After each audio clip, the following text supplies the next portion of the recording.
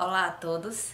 Neste vídeo eu gostaria de comentar com vocês um pouco a respeito deste livro aqui, Propaganda, escrito por Edward Bernays. Primeiramente eu quero falar rapidamente sobre o autor, Edward Bernays. Ele é considerado um pioneiro nas relações públicas e na propaganda.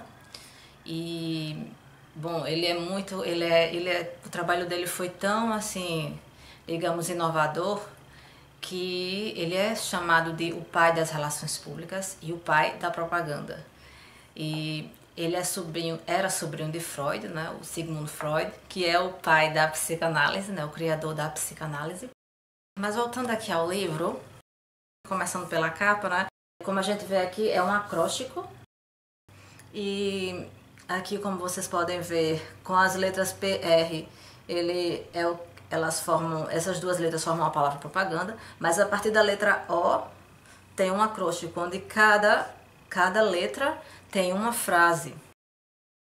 E eu vou ler para vocês, vou mostrar na tela a frase em inglês e com a tradução para o português, para vocês verem. É bem interessante. Começando pela letra O. Somente por meio da energia ativa de uns poucos inteligentes, o público em geral pode tomar consciência e agir de acordo com novas ideias. Agora, a letra P. A propaganda tem a mesma relação com a educação que com os negócios ou a política. Pode ser abusada, pode ser usada para fazer propaganda excessiva de uma instituição e criar valores artificiais na mente do público. Não pode haver garantia absoluta contra seu uso indevido. E agora a letra A.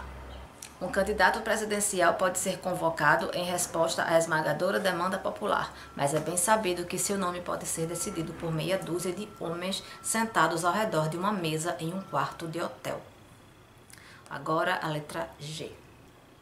Os governos, sejam eles monárquicos, constitucionais, democráticos ou comunistas, dependem da opinião pública aquiescente para o sucesso de seus esforços e, de fato, governo é governo apenas em virtude da aquiescência pública. A outra letra A. À medida que a civilização se tornou mais complexa e a necessidade de um governo invisível foi cada vez mais demonstrada, os meios técnicos foram inventados e desenvolvidos pelos quais a opinião pública pode ser arregimentada. Letra N. Hoje em dia, os sucessores dos governantes, aqueles cuja posição ou habilidade lhes confere poder, não podem mais fazer o que querem sem a aprovação das massas. Eles encontram na propaganda uma ferramenta cada vez mais poderosa para obter essa aprovação. Letra D. A democracia é apresentada pela minoria inteligente, que sabe como arregimentar e guiar as massas. E, finalmente, a letra A. Todo um partido, uma plataforma, uma política internacional podem ser vendidos ou não vendidos ao público com base no elemento intangível da personalidade. Bom, como vocês viram, né, cada letrinha dessa há uma frase. Claro, na hora que a gente traduz para o português, às vezes não faz sentido, né? Assim, você se orientar pela letra, mas em inglês faz sim. E eu achei interessante traduzir para vocês um pouco disso, não um pouco, mas todas as frases, porque dá uma ideia de como a propaganda ela pode ser usada, né, pela política ou por empresas, enfim. E há aqui uma frase de um linguista e filósofo que inclusive é estudado pelo pessoal que estuda letras, né? É o Noam Chomsky, e há uma citação dele aqui na capa deste livro a respeito justamente deste livro aqui. Traduzindo para o português, seria assim a tradução. O Manual Honesto e Prático de Bernays fornece muitos insights sobre algumas das instituições mais poderosas e influentes das democracias capitalistas de Estado industrial contemporâneas. Aqui na contracapa, eu vou traduzir algumas frases. Diz o seguinte: um fascinante e controverso olhar sobre como governos e corporações controlam como nós pensamos e agimos. Propaganda descreve a visão assustadoramente presciente de Edward Bernays para regimentar a mente coletiva. Originalmente publicado em 1928, este manual de manipulação em massa fornece um exame detalhado de como o discurso público e a opinião são moldados e controlados na política, negócios, arte, educação e ciência. Em um mundo dominado por giros políticos e pela manipulação da mídia, propaganda é uma leitura essencial para todos que desejam entender como o poder é usado pela elite dominante de nossa sociedade. E aqui nessa segunda coluna tem um pouco a respeito do autor deste livro, né, o Edward Bernays. Aqui diz: o sobrinho de Sigmund Freud, Edward Bernays, foi um pioneiro na técnica científica de modelar e manipular a opinião pública, que ele chamou de engenharia do consentimento. Esse livro inicia, gente, com uma introdução de uma pessoa chamada Mark Crispin Miller. Lembrando que este livro aqui ele foi escrito em 1928, portanto essa introdução, na verdade, escrito por outra pessoa, foi escrita em 2004, né? Esse livro, essa minha impressão é bem novinha e, portanto, essa introdução ela não existia na época que obviamente, na época que o Edward Bernays escreveu a obra Propaganda. E a introdução desse livro é bacana porque, além do Mark Crispin Miller apresentar a obra aos leitores, ele fala também um pouco a respeito da própria palavra propaganda, né? Quando ela foi cunhada, né? Quando ela se originou e como o sentido de propaganda, ou melhor, a forma como o público vê a palavra propaganda mudou com o passar do tempo. Ele diz aqui, no início da introdução, que antes da Primeira Guerra Mundial, a palavra propaganda ela era pouco usada, né? E no caso em inglês, ela era muito pouco usada. Era usada apenas por ativistas sociais e também por observadores próximos do Vaticano, né? E aqui fala, por exemplo, que essa palavra foi cunhada em 1622, tem um tempinho, né, que ela existe, quando o Papa Gregório XV estava bastante assustado com o crescimento do protestantismo. A reforma protestante já havia acontecido, o protestantismo estava se espalhando, ganhando bastante adeptos, e o Papa Gregório quis fazer alguma coisa para, digamos assim, arrebanhar os fiéis, atrair fiéis para a Igreja Católica, propagar a fé católica e, enfim, como uma forma de disputar, assim, a palavra não seria bem disputar, mas ou seria, né, se você pensar dessa forma, uma vez que o protestantismo estava ganhando muitos adeptos, mas uma forma de atrair fiéis para o catolicismo ou de mantê-los como católicos, né, dentro da Igreja Católica. E ele criou o chamado The Office for the Propagation of the Faith. Aqui está entre parênteses como Congregatio de Propaganda Fide. Aqui diz que esse órgão, essa instituição, eu acho que eu posso chamar assim, ela supervisionaria os esforços missionários da Igreja Católica no Novo Mundo, ou seja, no continente americano, né? E eles deveriam cuidar, digamos assim, de cada questão relacionada à propagação da fé ao redor do mundo.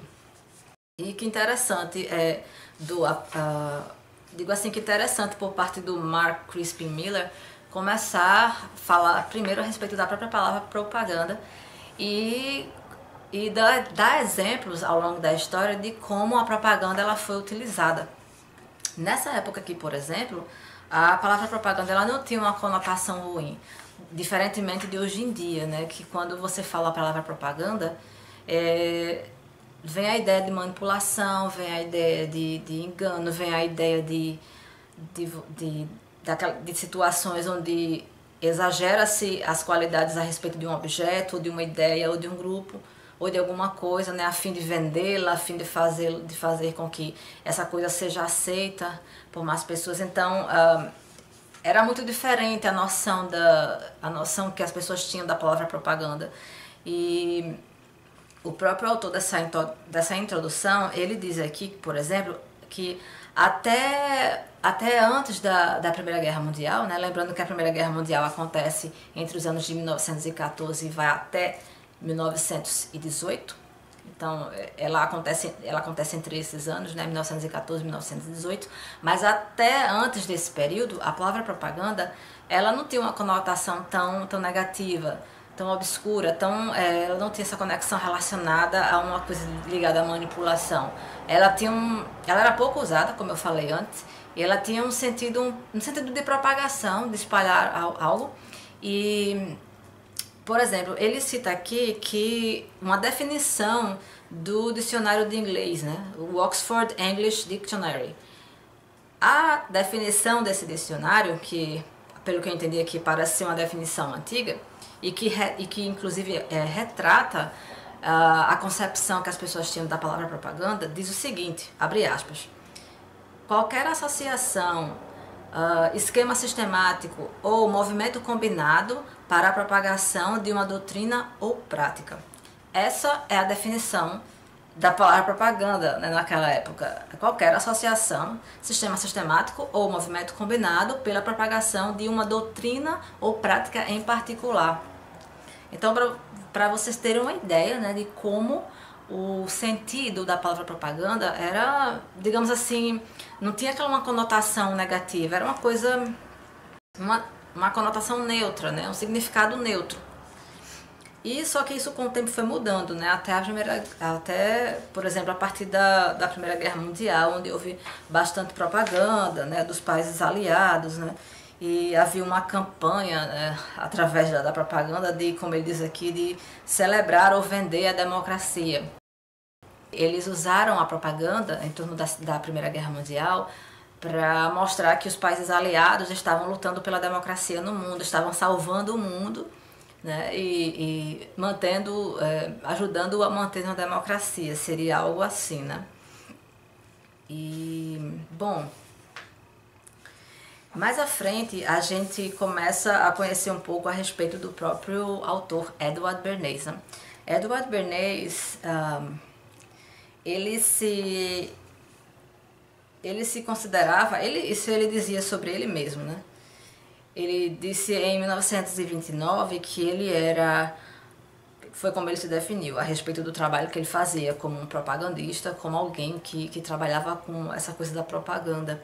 Inclusive, neste livro aqui é citado diversos exemplos de instituições, de líderes, né, políticos, de empresas que usaram as ideias de Edward Bernays, ou melhor, que o contrataram, que trabalharam com ele, ou digamos assim, que ele trabalhou com elas, né, com essas empresas, para determinados objetivos, fosse para fazer com que, no caso, por exemplo, de determinadas empresas, fosse para fazer com que houvesse uma procura maior por determinado produto que aquela empresa fazia, fosse por questões políticas, né? Na própria contracapa do livro aqui, há a citação de um trabalho que ele fez, por exemplo, em que uma instituição poderosíssima derrubou um governo, né, num dos países da América Latina. Eu não vou aqui ficar citando nome de empresas, nem instituições, nem nada, mas é só pra gente ter uma ideia de como como o trabalho dele foi, digamos assim, utilizado e foi, assim, crucial para que determinadas instituições, para que determinadas empresas tivessem sucesso. Fosse nos negócios, né, fosse para vender mais um produto que elas queriam vender, ou para atrair o público, para atrair a aceitação do público, fosse por questões políticas, enfim, para mudar a opinião pública sobre determinada coisa, ou para mudar a atitude de determinada sociedade, de determinado grupo social, enfim. O próprio documentário O Século do Ego mostra exemplos de como Edward Bernays trabalhava, como funcionava a propaganda, todo esse trabalho relacionado à propaganda, toda a estratégia dele. Ele próprio se chamava de um buscador da verdade e um propagandista de propaganda. É interessante isso, saber disso, porque, por exemplo, como eu falei antes, a palavra propaganda até a Primeira Guerra Mundial ela tinha uma conotação mais neutra, além de ser pouco utilizada. Mas, a partir ali da Primeira Guerra Mundial, ou talvez depois da Primeira Guerra Mundial, essa palavra ela ganhou uma conotação bem ruim, de maneira, pelo menos para, eu acho que, pelo que eu entendi aqui, de maneira geral, ela tem uma conotação ruim para a maioria das pessoas. E, de acordo com este livro aqui, que está na introdução ainda essa informação, né? Chegou um determinado momento em que, por exemplo, quando aconteceu a guerra, que houve toda a propaganda, né, a respeito dos países aliados lutando pela democracia, pelo triunfo da democracia no mundo, os propagandistas eles se tornaram profissionais mesmo, como qualquer outro. Eram referidos como propagandistas, mas com o tempo isso passou a ser um insulto, a palavra propagandista. E aqui diz o Mark Crispin a respeito disso que isso não foi um acidente, ele diz, mas um resultado paradoxal, né? Porque esses propagandistas, de acordo com ele aqui, eles próprios, eles colaboraram para que a visão que as pessoas tinham a respeito de propaganda mudasse para uma coisa negativa, fosse de neutro para uma coisa negativa. E por quê? Porque eles sempre, quando eles usavam a palavra propaganda, eles a usavam sempre e somente em referências obscuras ao inimigo.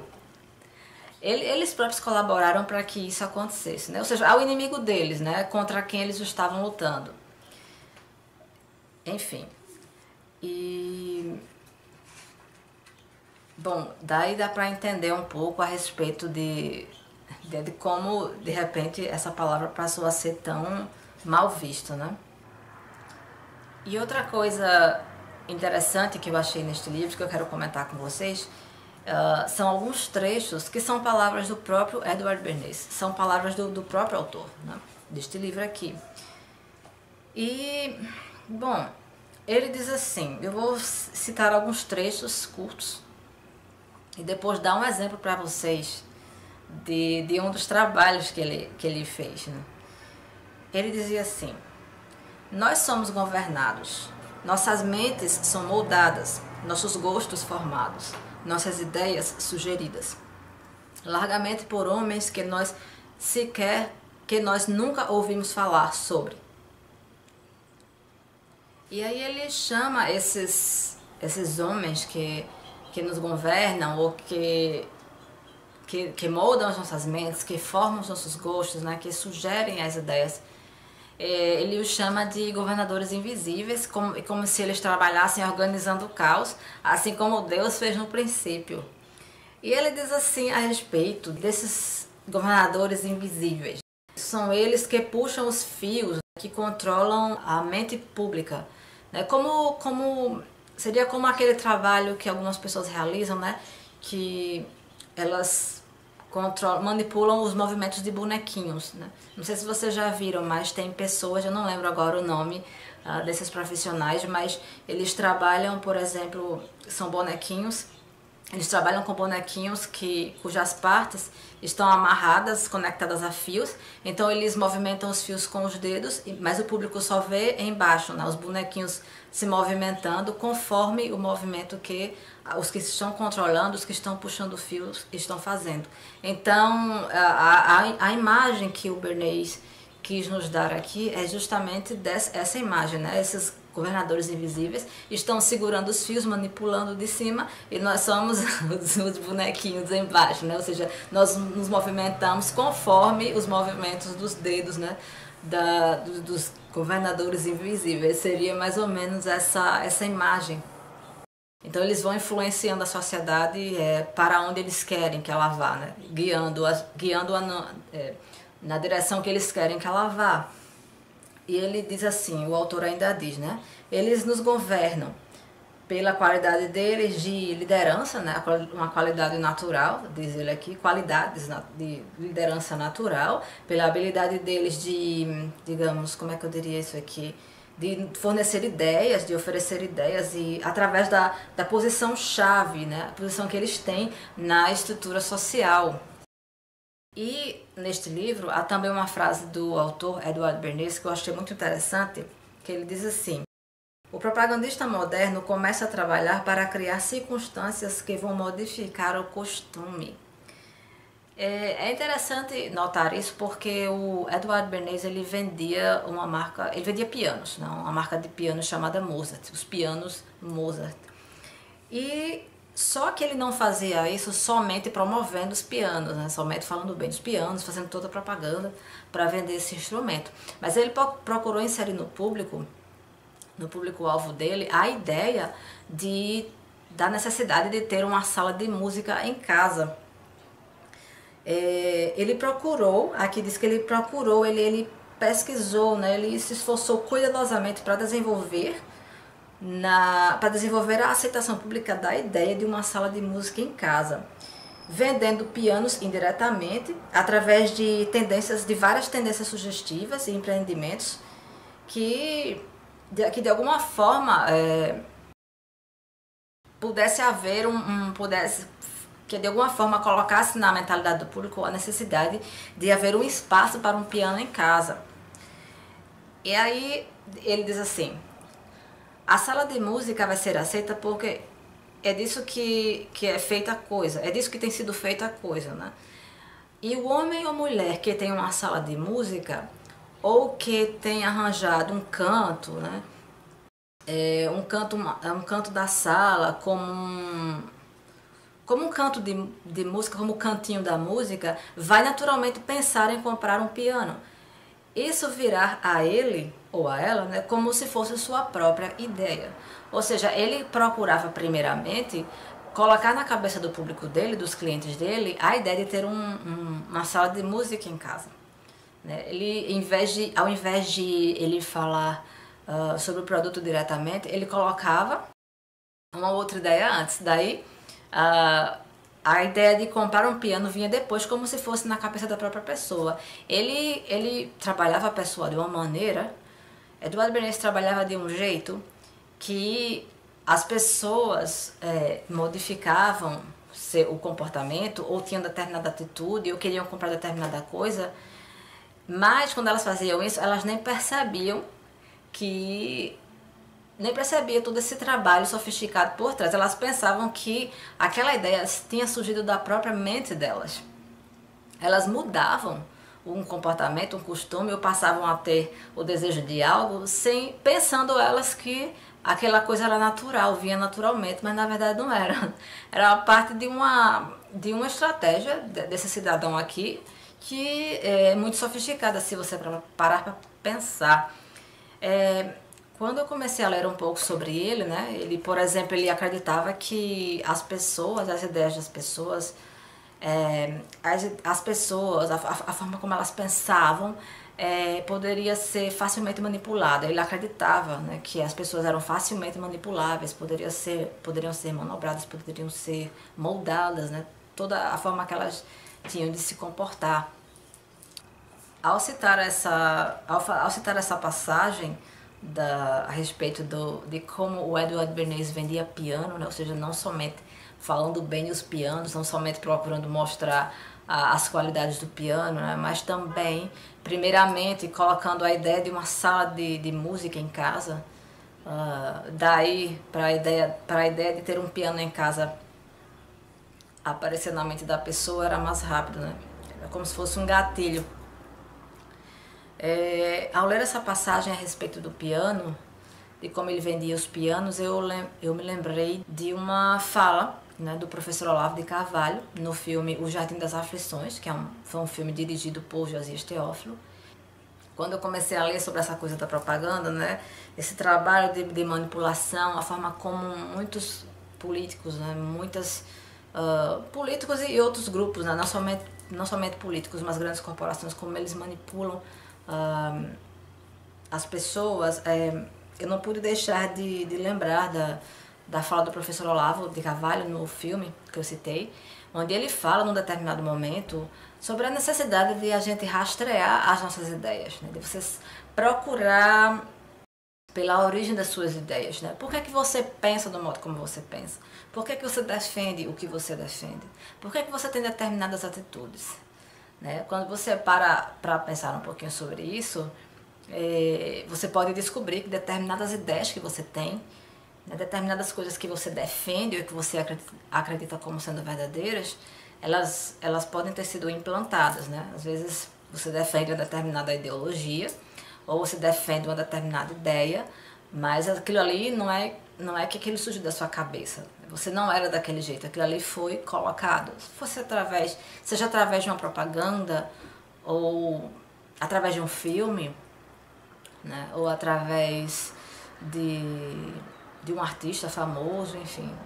Né? As celebridades também são usadas para vender produtos, para vender uma ideia, né? Para influenciar determinado comportamento de certos grupos, enfim. Não estou dizendo aqui, em nenhum momento, que toda propaganda é ruim, porque a gente também tem que ter muito cuidado para que a gente não comece a pensar que toda propaganda é ruim, que tudo que aparece é ruim e começar a ver, né, como diz aquela expressão, pelo em ovo. Né? A gente não pode também agir de uma forma que a gente fique paranoico ou fique vendo coisa em tudo. Né? Nem sempre uma propaganda é ruim, nem toda propaganda é ruim. Né? Então, mas para a gente saber conseguir ver as coisas com mais clareza, ter um discernimento mais cuidadoso, mais acurado, a gente tem que estudar, tem que pesquisar, né? Isso dá trabalho, demanda um tempo muito grande. E claro, a gente deve pensar sobre as nossas ideias, por que a gente pensa como a gente pensa, por que a gente tem determinado gosto, por que a gente tem determinada atitude. A gente vai procurar rastrear isso aí, a origem disso aí, se a gente quiser, obviamente. Né? Nem todo mundo quer fazer isso e tal, mas para as pessoas que querem, né, ter esse trabalho, começar a pensar, né, por que eu penso como eu penso, por que eu ajo como eu ajo, elas terão um pouquinho de trabalho nesse sentido, né? Demanda estudo, você tem que investigar, né? Ficar estudando, tem que ter paciência também, né?